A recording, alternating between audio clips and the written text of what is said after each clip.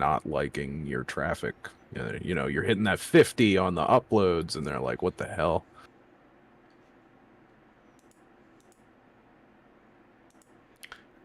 Well, actually, wait, did it just fix? Is it fixed? I don't know. It looked like it fixed, and then it stopped immediately. So that's so frustrating. Curse you, YouTube. YouTube is supposed to be the easy one to work with. We'll give this one more shot. Let me look at the actual channel. Maybe the preview is just broken now because it says I'm live now. Yeah, okay. Oh, is it working now? I was gonna say I see YouTube has an hour-long video on demand until your internet went out. Yep. Okay, we're fixed. They decided to start working out of nowhere. We'll keep an Hooray. eye on it. If it drops again, we'll probably call it. But we have a few more things I really wanted to talk about tonight. So yeah, we're talking about, like, big names moving into Fab. We talked a bit about the various results. There was three big events this past week. We had Milwaukee, Tokyo, and Lyon. Actually, I was gonna say, the thing that I found the most interesting was, everyone's talking about, like, oh well, only 3 of the new heroes are really getting any play, and that may be true in CC, but there's also only 3 heroes being seen in Blitz, and it's not the same 3 heroes. Or not Blitz, Draft. Asilo seems to really be thriving in the draft format. I mean, he's not necessarily winning them, but he's top 8ing. He took, what, three slots in... Which one was that? I didn't even pull up that one. I just closed all of mine for the sake of bandwidth. Oh, okay. Because I had... it might have been Calling Tokyo, maybe? I'm really not sure. But yeah, so draft is always a different beast, and it really doesn't surprise me if Vasilio is actually pretty good in draft. I mean, his text does say draw a card, so you should be able to filter to things faster. I do think that you have to build a little bit differently, and I think very likely his deck is predicated on being able to get a whole bunch of sigils. Because if you can't... Because, I mean, wow, whatever that was. Oh, sorry, I just realized I had... my TV was streaming downstairs, and I just killed it from my phone. Oh. I'm wondering if that has anything to do with bandwidth. You just left your TV going, huh? Yeah, well, it's just, when I'm getting set up, I'll have the same stream on in like 3 different rooms of the house. So no matter where I'm at, like if I'm walking around, I'm just still watching the same stream. So I'm gonna be honest with you. That's some psycho behavior. I mean, what other option do I have? Do I want to have a big stream up in front of me? You start it on your phone and then you put it in your pocket. Well, I want to watch it. I'm not watching. I'm watching anime girls to look. I'm not, Just, I'm there to listen. Yeah. Yeah. Oh man. Well, yeah, with Acilio, you're not really playing Acilio. You were playing Bolzar, right? Because the text on Acilio of discard an instant, draw a card, that's great. But what you really want to do is charge Bolzar as much as you can and then draw a bunch of cards. Because you have that one draw spell that I'm failing to remember right now. Let me just check it out. Draw 2 cards, Surge. Which one? Open the Floodgates. Yeah. This card, Open the Floodgates, it's a common. I would imagine if somebody's passing you a blue Open the Floodgates and you already have a sigil or 2, I would probably go Acilio. But I haven't really even gotten a chance to draft this more than once. I've only drafted, no, I haven't even drafted it at all yet. Shit. I played Sealed, But I'll have to see about drafting it. Hopefully be able to do that this weekend, but I'm not 100% on that yet. Draft is definitely my favorite format, though. That's another thing that's like an entirely different skill. 'Cause there's plenty of people that I've played against that are like pretty good at the game, and then they'll like change their mind 3 times in the middle of a draft and get screwed. Yeah, I mean, that's something that just translates to every game, though, right? Like, you've really got to, I think usually by your 4th or 5th card, you've kind of really got to commit to a direction. Well, so in at least in Flesh and Blood drafting, I was always really bad at MTG drafting. I don't really have that much practice, but you know, it's one of those things where it's like I think I'm bad, so then I don't want to do it. It's the same reason people don't play draft everywhere. Uh, Flesh and Blood, I feel is like, you know, you don't have 5 colors, you just have, you know, in this last set, Earth and Lightning, Wizard and Runeblade. So generally what you do is you look at the pack and you go, okay, well there's a red decompose card. You know, is that, you know, am I going to take this red decompose card and go Verdance or Florian right off the bat? I do think it's probably best to try and take elements first, because that's how it was in Tails. Well, actually, you took elements first in Tails because elements were the least available, and the elemental cards themselves that needed the elements to fuse were all over the place. And if you notice, Rosetta does not have any elemental cards in it that aren't also like the element that they are. Like if you look at Arcane Seeds, it's an elemental earth runeblade action, right? Let me just make sure. I'm pretty sure it is. I've seen it enough times. But I think that they realized how important it was to try and give people enough earth cards, and it sort of overpowered the channel cards, I think. I thought it was kind of crazy how easy it is to keep channels online now with as many lightning and earth cards as get put in the decks. But I'm getting pretty far away from the point. From what I've heard, in draft, you probably want to take the decompose cards first. Because whenever I was watching some of the more competitive streams, not to say that you can't win without it, because when I was watching those streams, there was somebody that didn't even have a decomposed card in their deck and they won. I think that might have been Luke.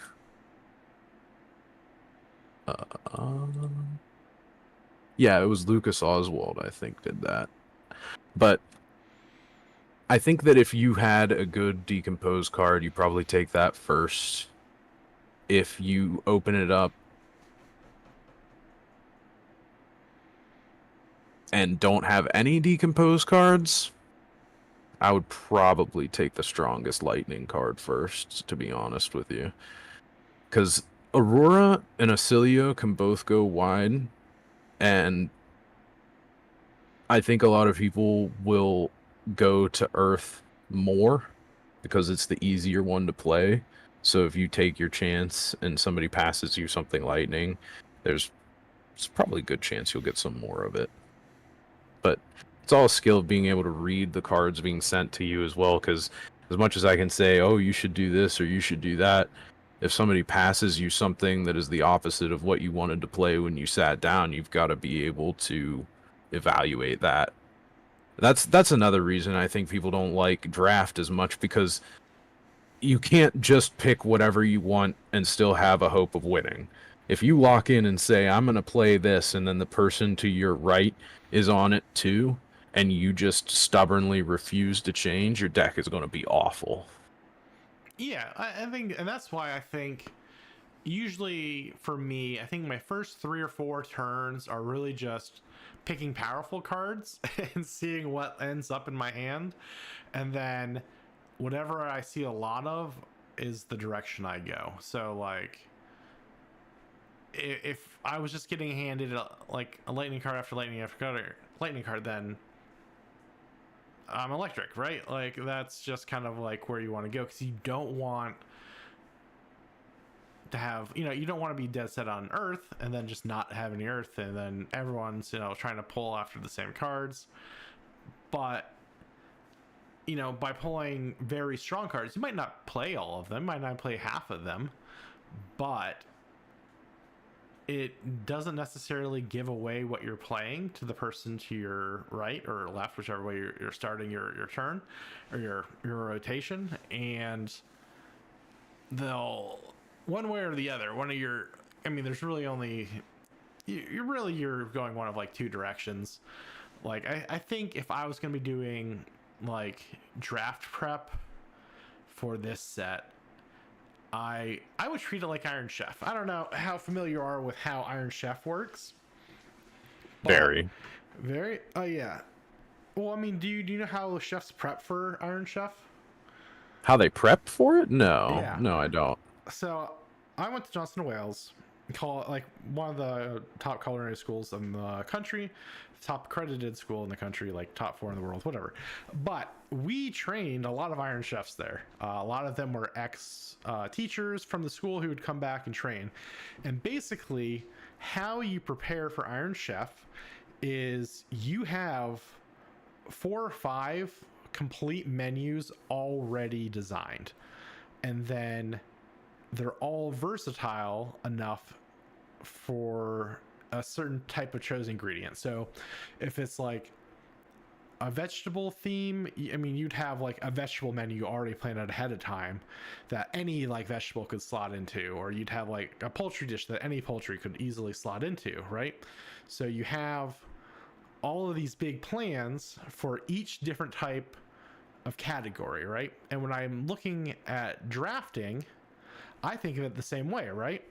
Like I have in my mind what kind of earth deck I want to start. In this example, right? Any type of earth deck ahead of time, a lightning deck ahead of time, or like a wizard or a runeblade deck ahead of time, right? So when you're doing draft prep for a certain set, you kind of have to go in with that mindset of like, you can't pick which one you want. You've got to be prepared for any of those. And then depending on, usually, like I said, I think it's usually turn 5, you should know what direction you're drafting into, and that's just going to be not even decided as much by you, but by what cards are trickling into you. Like if you have a bunch of lightning coming in, boy, you're playing your lightning deck, so you remember like kind of what you want that direction to go with. So, and that is really great advice. I will say though that many times you can tell people that advice and it straight up doesn't matter, because in addition to being able to read the cards that are being sent to you, you have to realize like, well, did I get a pack with 5 lightning cards in it and these lightning cards are all bad? Like, or I feel like a lot of times I've seen people think that something's open and they'll go that way, and they're like, oh, I saw this card and I thought it was open, and meanwhile there was another card that was much better, and the card that they thought signified that the class was open was kind of like a secondary choice at best, so sometimes you can get the signals really wrong, especially if you don't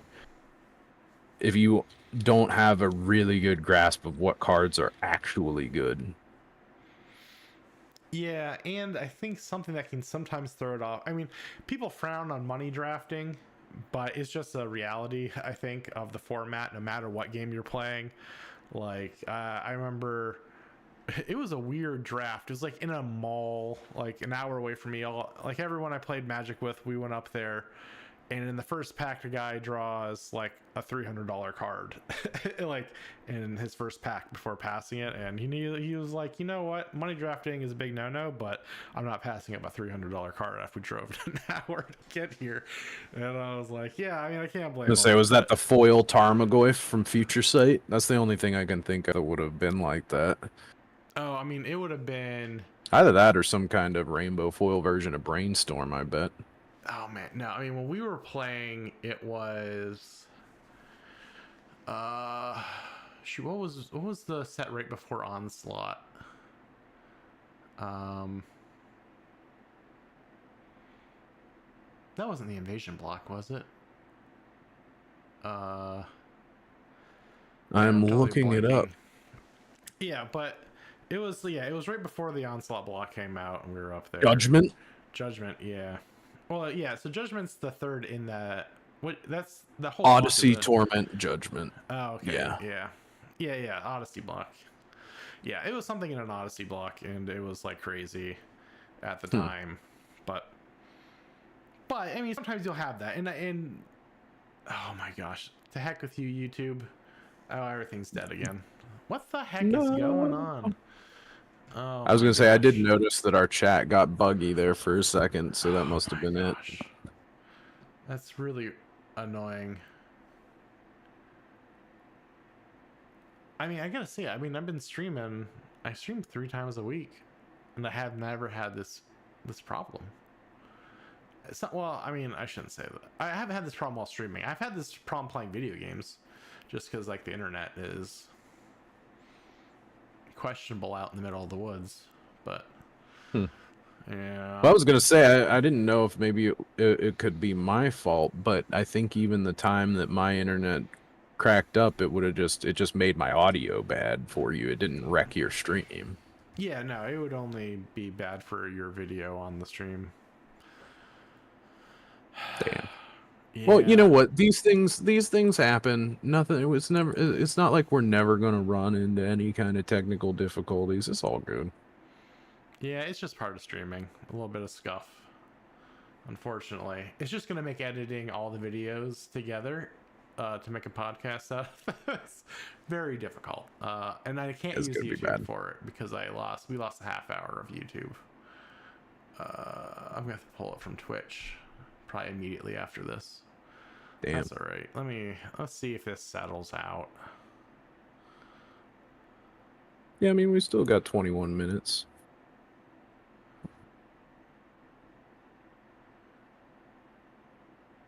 It is going to be a rough edit, though. There's so much dead air that you should really cut out. Yeah. I tried, but I can't. No, that's all right. Yeah, no. That's okay. Well, we'll figure something out. I've got to get Clipchamp start working. I've got a lot of videos I'm supposed to be doing, and I'm trying to balance editing videos with adding inventory to my store. the main purpose of all of this, trying to push people towards cardboardkings.shop with the URL down below to buy singles for my TCG store. But should have did that before the stream died. Right? Darn it. I usually start with that. It's all right. I don't think my stream quality. Well, yeah, I don't think it's getting any better. I think we might just have to call it for the day. That's all right. We did 20 minutes over last time. We can do 20 minutes under this time. Yeah, well, we'll get this edited up. I'm really sorry about the scuff. I'll actually, Mernal, has Mernal ever gotten real heavy into his router or his for his house? He's got like 2 internet lines coming in plus a 5G backup, like on a battery or on a gas generator. It's like crazy. Well, I think he might be doing that just because he can. Yeah, he's doing it because he can. But I've honestly always thought I really love the switch or the router he has. I might pick that up. I mean, I just bought a new router. Actually, my old router died 2 weeks ago, and I bought a new one. But I might buy a new one.